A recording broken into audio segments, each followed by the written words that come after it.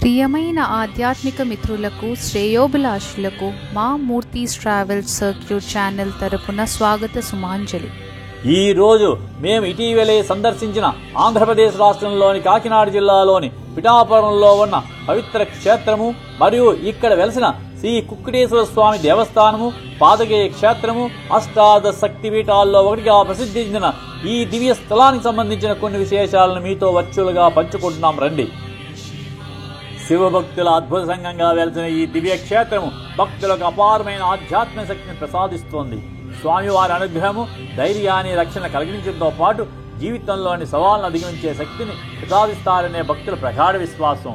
భక్తులను ఆకర్షించే ఈ మహిమాన్విత క్షేత్ర దర్శనంతో మనసుకు శాంతి, భక్తి, ఆధ్యాత్మ అనుభూతి లభిస్తుంది. స్వామివారి కృపకు పాత్రులవుదాం. పాదగయ క్షేత్రం గురించి హేమఖండంలోని 3వ అధ్యాయము మరియు శాంత పురాణంలోనూ వివరించబడింది. పిఠాపురంను దక్షిణ కాశీగా కూడా పిలుస్తారు. పిఠాపురం భారతదేశంలోని 3 గయల్లో ఒకటి. మొదటి గయ శిరోగయ, బీహార్లో గయా అని పిలుస్తారు. నబీగయ ఒడిశాలోని జీజీపూర్ రైల్వే జంక్షన్ సమీపంలో ఉంది.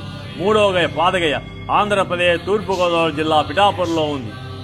పూర్వకాలంలో కృతయుగంలో గజాసురుడు అనే రాక్షసరాజు ఉండేవాడు. తన కఠినమైన తపస్సు మరియు త్యాగం ద్వారా అతను స్వర్గంలో రాజ్యాధికారం పొందాడు మరియు 3 లోకాలను పరిపాలించాడు.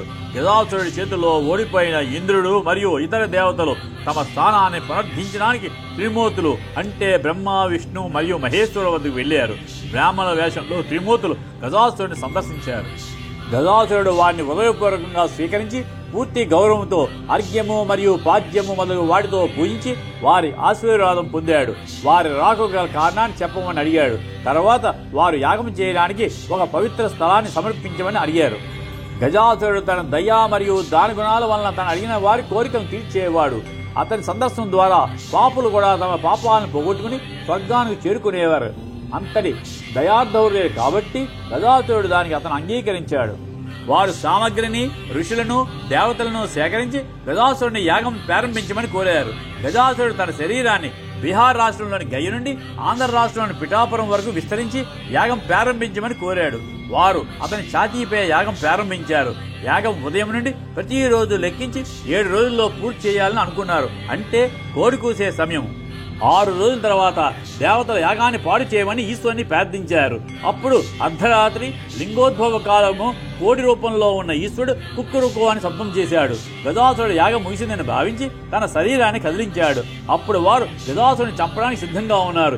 ఎందుకంటే అతను వారి యాగాన్ని పాడు చేశాడు. గజాసురుడు దీనికి అంగీకరించాడు. గజాసురుడి మాటలకు సంతోషించి వారు అతన్ని వరం కోరుకోమని అడిగారు. అప్పుడు గజాసురుడు తనకి వ్యక్తిగత కోరికలు లేవని చెప్పాడు. కానీ లోక ప్రయోజనం కోసం విష్ణువుని తన తల వద్ద, బ్రహ్మ నాభి కోరం వద్ద, ఈశ్వరుని పాదాల వద్ద కోడి రూపంలో శాశ్వతంగా ఉండమని కోరాడు.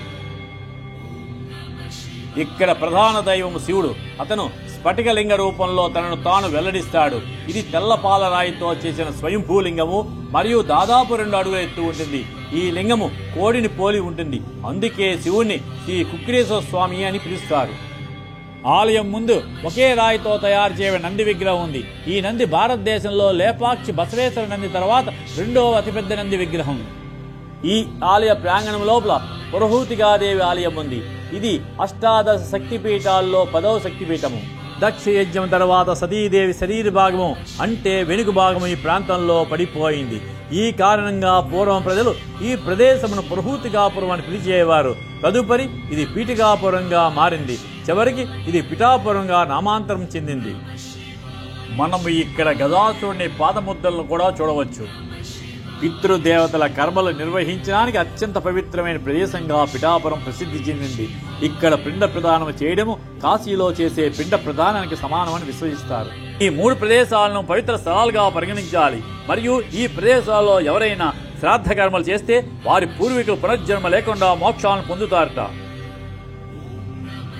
పిఠాపురం శ్రీ దత్తాత్రేయుని అవతారమైన శ్రీపాద వల్లభుల జన్మస్థలము.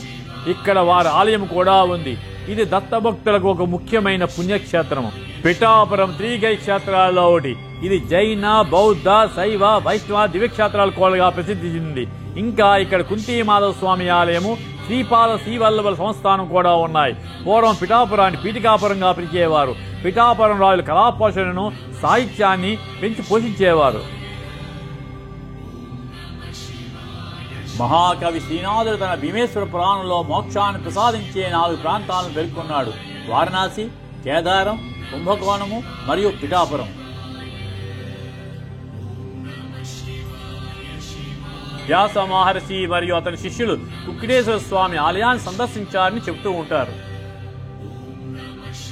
ఉత్తర భారతదేశంలో కేదారము మరియు దక్షిణ భారతదేశంలో కుంభకోణంతో పిఠాపురము సమానమైన పవిత్రమైన పుణ్య ప్రదేశంగా ప్రతీతి.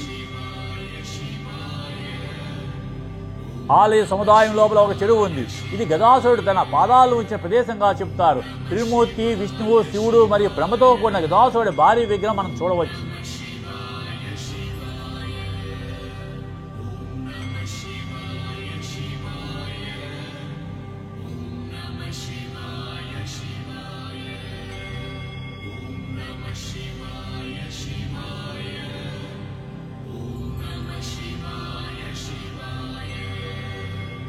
ఈ ఆలయంలో అనేక వేడుకలు మరియు పండుగలకు ప్రసిద్ధి చెందాయి మరియు వేలాది మంది భక్తులు వీటిని తిలకిస్తారు. అక్టోబరు లేదా నవంబర్ నెలలో నవరాత్రి మరియు దసరా మరియు ఫిబ్రవరి లేదా మార్చి నెలలో మహాశివరాత్రి, కళ్యాణోత్సవం మరియు రథోత్సవం ఈ ఆలయంలో జరుపుకునే ప్రముఖ కార్యక్రమాలు. ఆలయం తెరిచే సమయాలు ఉదయం 5 గంటల నుంచి మధ్యాహ్నం 12 గంటల 30 నిమిషాల వరకు మరియు సాయంత్రం 4 గంటల 30 నిమిషాల నుంచి రాత్రి 8 గంటల 30 నిమిషాల వరకు.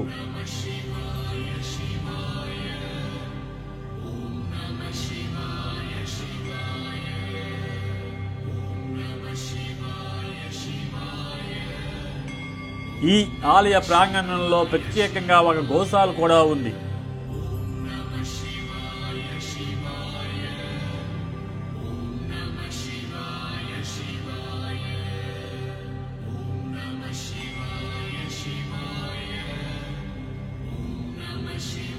దేవస్థానం వారు భక్తుల కోసం వసతి సౌకర్యాలు అందుబాటులో ఉంచారు. ఇందులో 3 మరియు 4 బెడ్స్ ఏసీ గదులు, అలాగే ఏసీ డార్మెటరీ వసతి అందించబడుతోంది. అలాగే ప్రతిరోజు భక్తులకు ఉచిత అన్నదాన సేవలు అందుబాటులో ఉన్నాయి.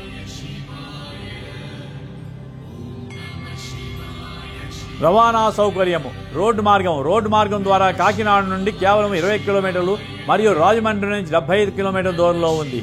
రైలు మార్గము సమీప రైల్వే స్టేషన్స్ పిఠాపురము మరియు కాకినాడ.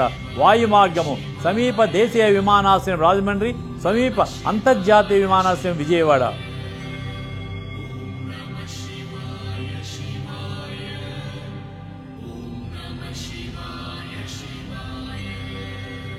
మా ప్రతి వీడియోను చివరి వరకు తిలకించి తప్పక లైక్ చేయండి, షేర్ చేయండి, సబ్స్క్రైబ్ చేయండి. పక్కనే ఉన్న బెల్ ఐకాన్ మీద ప్రెస్ చేయడం మర్చిపోవద్దు. ఇవి మా ఈనాటి సందర్శన అంశాలు. మరి ఒక అంశంతో మళ్ళీ కలుద్దాం. Thank you.